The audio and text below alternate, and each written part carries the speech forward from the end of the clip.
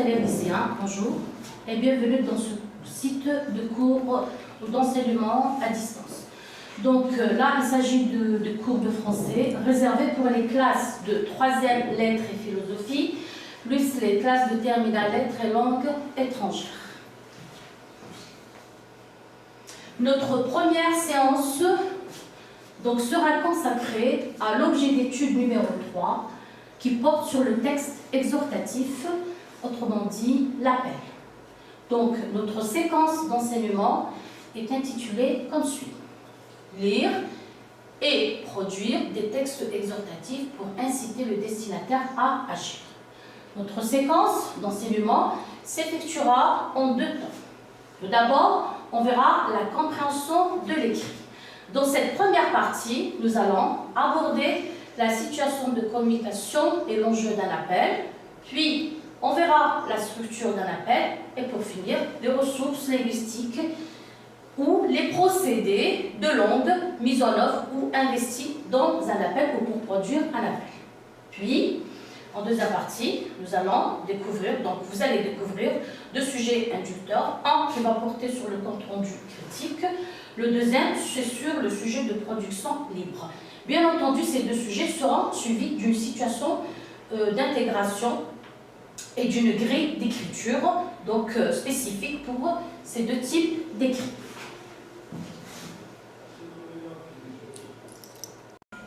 Alors, comme vous le voyez, donc, nous sommes dans la première partie, c'est la compréhension de l'écrit. L'objectif de cette première séance est donc de déterminer la situation de communication d'un appel. Cette partie est très importante pour comprendre et surtout aussi pour produire un appel. Qu'est-ce qu'on entend par situation de communication d'un appel? En fait, il s'agit donc de s'interroger, de se demander qui peut être le destinateur d'un appel, qui peut produire un appel, à qui est-il ou peut-il être destiné et à propos de quoi. On verra surtout, on doit aussi s'interroger surtout sur le moment. Quand est-ce qu'on peut produire un appel? C'est-à-dire, est-ce qu'on peut se lever le matin et décider de se dire « Tiens, aujourd'hui on va faire un appel » et pour finir, on verra la raison ou le but recherché. Pourquoi lancer un appel? Donc, pour répondre à cet ensemble de questions, donc il est important de déterminer le statut, l'identité, mais surtout, je dis bien, le statut de celui qui produit un appel. Regardez là, qui produit un appel, c'est-à-dire le destinateur. Qui peut être en mesure de produire un appel? Est-ce qu'il s'agit de n'importe quelle personne ou donc, une personne qui a un statut bien défini dans la société? Donc, pour répondre à cette question, donc ici, on a un ensemble de possibilités. Pour commencer, celui ou le destinateur d'un appel doit être une autorité. Alors, regardez bien, une autorité. Là, il faut s'interroger sur le mot. Qui peut être une autorité? Eh bien, là, il s'agit, ou il peut s'agir soit d'une personnalité politique, ou bien d'une sommité scientifique, ou bien ça peut être un écrivain. Et très souvent, lorsqu'on parle d'autorité, il peut aussi s'agir de personnes qui sont soit membres ou présidents d'organisations mondiales très connues, telles que l'UNESCO, l'ONU ou bien l'UNICEF. Voilà donc ce qu'on entend par une autorité. Donc en résumé, c'est une personne qui a une certaine influence, soit par rapport à ses idées, soit par rapport à ses travaux de recherche ou un travail effectué qui fait d'elle une autorité, mondialement connue, bien entendu. Ça peut être aussi un scientifique, un écologiste, une association qui œuvre pour une cause, d'accord, humanitaire, caritative. Ça peut être un collectif, un parti politique, un syndicat ou président ou membre des syndicats, la famille d'un malade, une victime d'agression ou d'enlèvement, ou des sinistrés, ou un club sportif, etc. Donc là, c'est le destinateur, celui qui peut produire un appel. Puis vous avez ici l'intention de qui? Là, c'est le destinataire. On doit savoir à qui est destiné l'appel.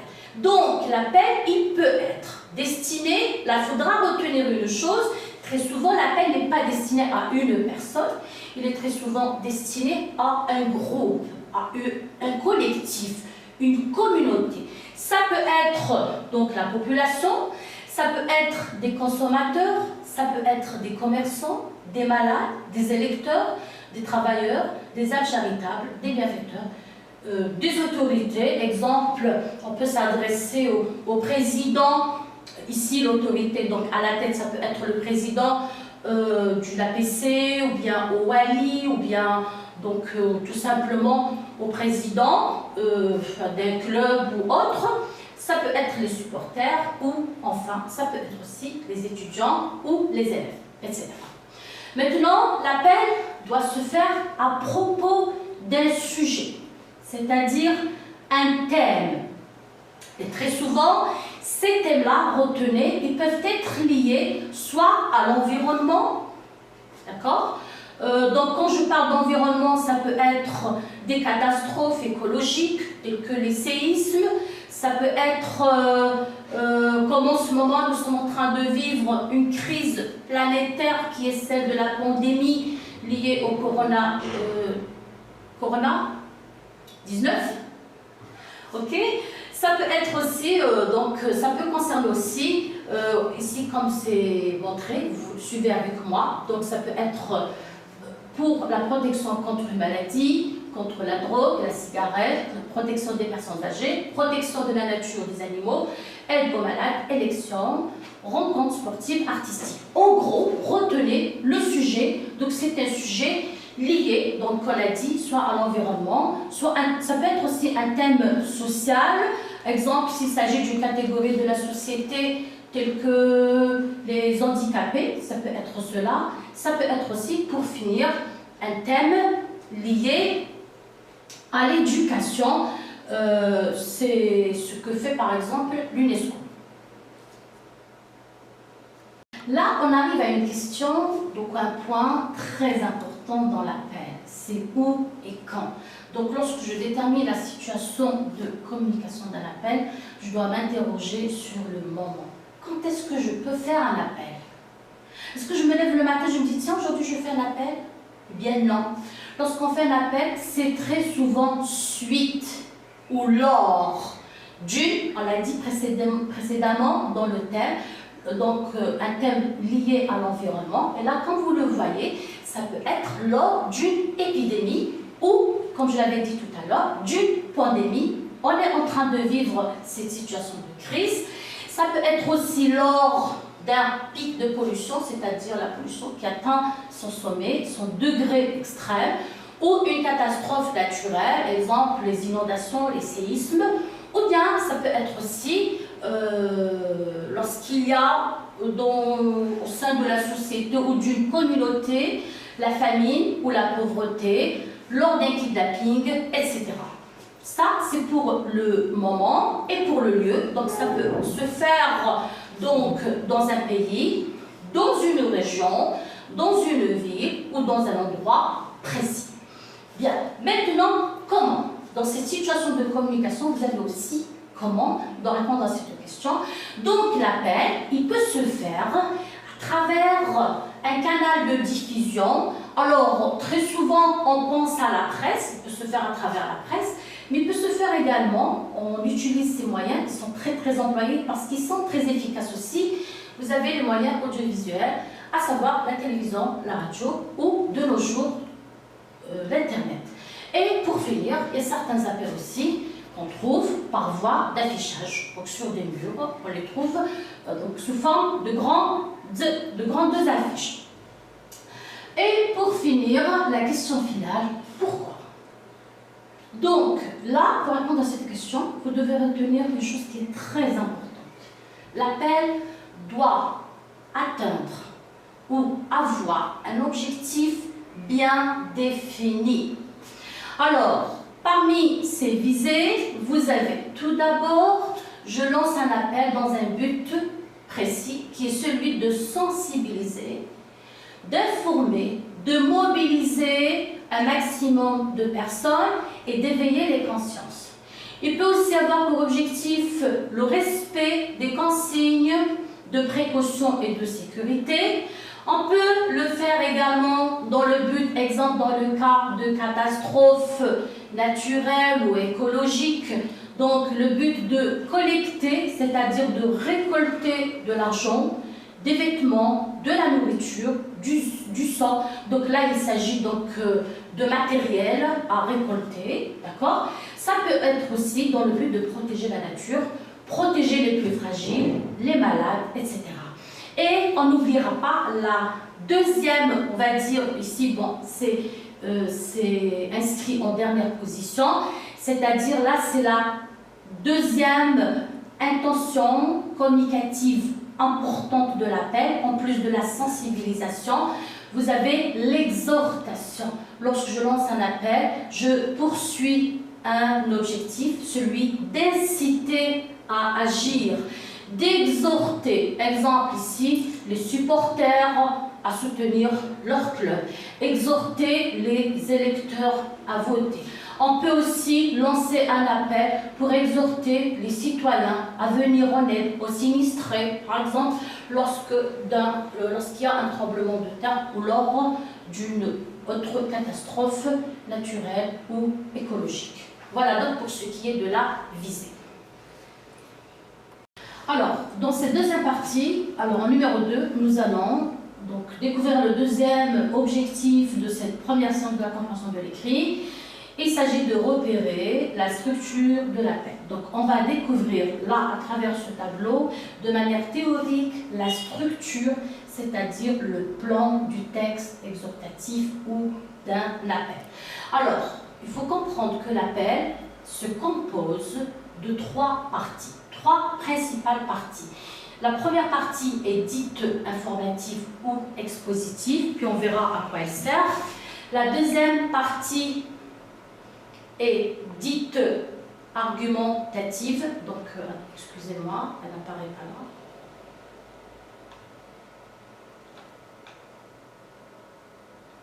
Voilà, partie argumentative, et enfin la troisième partie, il s'agit donc de la partie exhortative ou injonctive. Nous allons revenir à la première partie. Cette première partie, donc, elle a une fonction, bien un rôle. Alors, vous allez voir ça dans le tableau. Fonction, puis on va découvrir les ressources linguistiques, c'est-à-dire les moyens ou les procédés de langue mis en œuvre dans cette première partie. Donc, très souvent, on la trouve dans les débuts, dans les premiers paragraphes d'un texte. Son rôle, comme c'est marqué, est de présenter le constat négatif qui justifie l'appel. Je m'explique. Exemple, nous abordons dans un appel un thème, exemple, celui d'une catastrophe écologique ou bien naturelle. Donc, pour lancer un appel, on doit d'abord exposer et informer le destinataire de cette situation. Comment? En décrivant et en informant du manque de constat, en décrivant la situation, en insistant sur les conséquences de cette situation, d'accord? Exemple ici, vous avez une situation négative et ou catastrophique. Bien entendu, cette partie donc ne se fait pas pour rien. Elle a un objectif bien défini, donc il s'agit d'une intention communicative et il s'agit ici de toucher ou de sensibiliser le destinataire au problème ou au constat exposé dans cette partie. Et pour ce qui est des moyens linguistiques employés ou mis en œuvre, vous avez le vocabulaire thématique en relation avec la situation, à travers ou en employant des mots, expressions liées, exemple à la catastrophe, au manque, à la maladie, à la souffrance, donc en bref, au thème traité. On peut trouver également Copain, madame. Procédés employés, on peut trouver aussi donc d'autres procédés, exemple des passages descriptifs, explicatifs ou informatifs pour justifier l'appel. On peut trouver également dans cette partie expositive, pourquoi l'appel expositif? Parce que très souvent on donne des bilans, donc ici on rencontre des bilans liés à la catastrophe, ça peut être aussi des statistiques, donc à travers des données chiffrées, d'accord, qui renseignent sur le degré extrême du problème ou de la catastrophe. Donc ça c'est pour la première partie de l'appel. Donc je rappelle, dans cette première partie, je retiens deux choses. On pose le constat, donc il s'agit donc de présenter le constat négatif. L'intention communicative, je rappelle, il s'agit donc de sensibiliser le destinataire au constat qu'on vient donc de présenter dans cette première partie. Et pour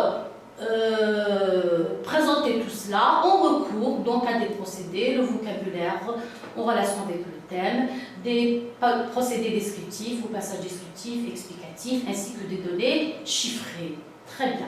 Nous allons passer maintenant à la deuxième partie de l'appel. Donc, cette partie est dite argumentative. Pourquoi et à quoi elle sert?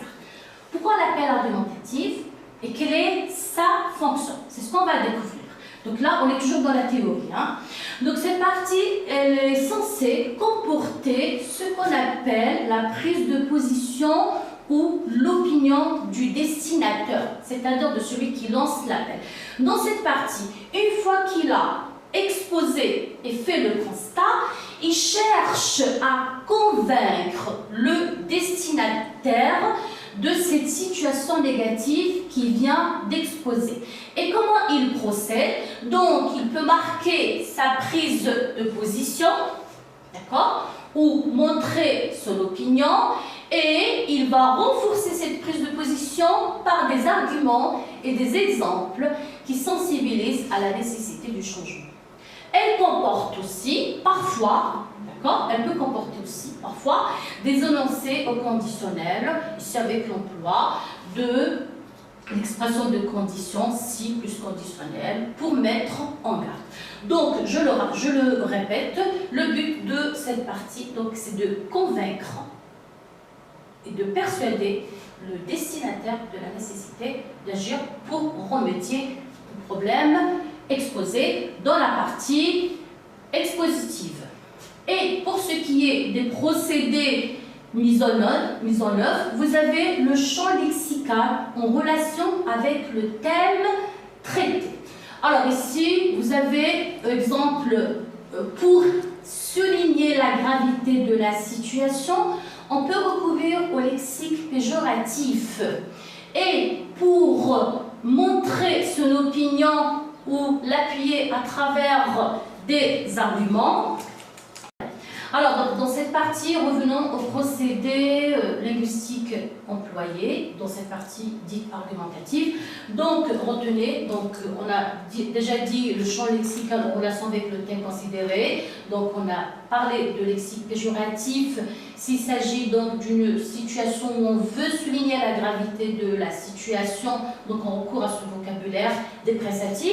On peut trouver aussi des articulateurs d'arguments, de causes, de conséquences, de conditions, et bien entendu, les arguments et les exemples pouvant convaincre de la nécessité du changement.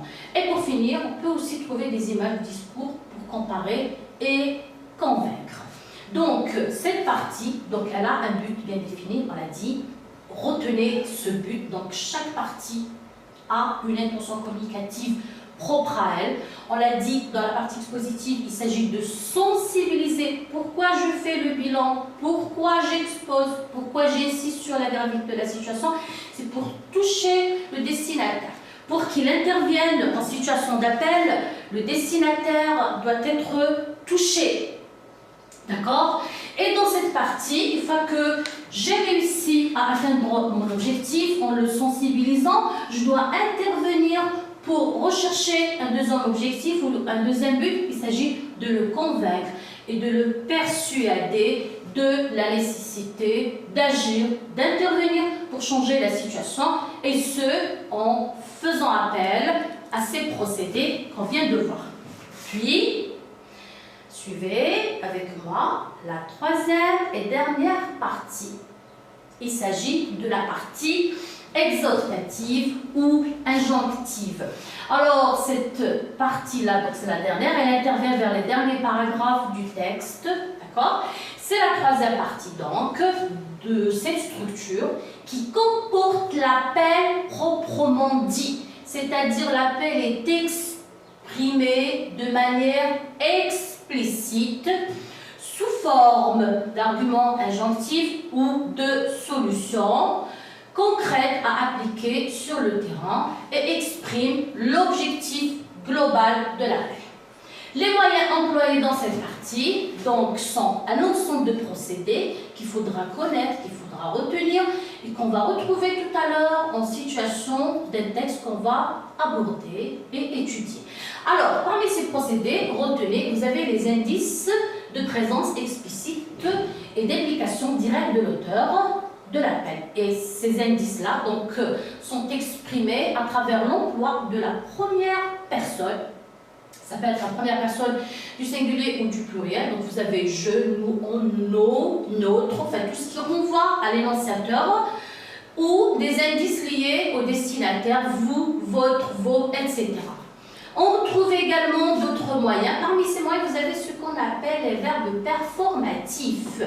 Qu'est-ce qu'on appelle verbes performatifs? Ce sont des verbes qui expriment l'acte énoncé. Exemple, celui d'exhorter, de prier, de conseiller, de demander. Donc, l'auteur, dans cette dernière partie, utilise ces verbes qu'on appelle performatifs en disant « je lance cet appel solennel, j'appelle, j'exhorte, je prie, je demande », bien sûr, en faisant appel au destinataire. Vous avez également des verbes de modalité. Alors, ces verbes sont devoir, pouvoir, falloir. Excusez-moi.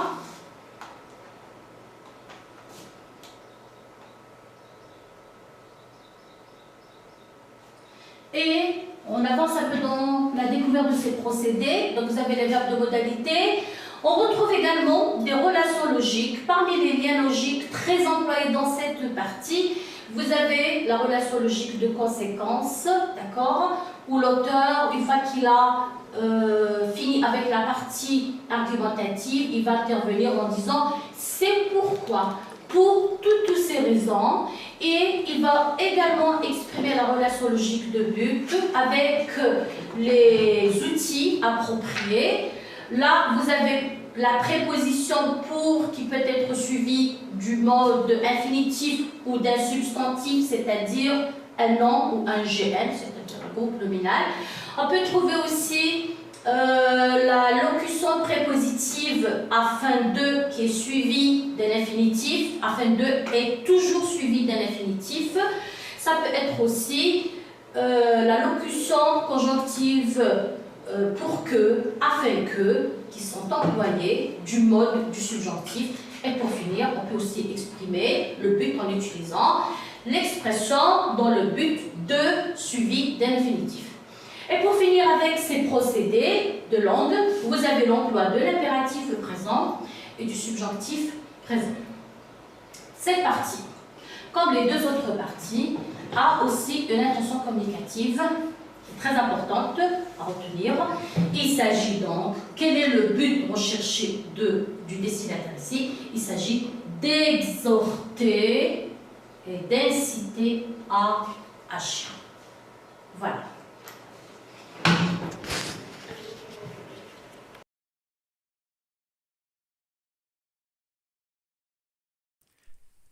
شكرا على المشاهدة.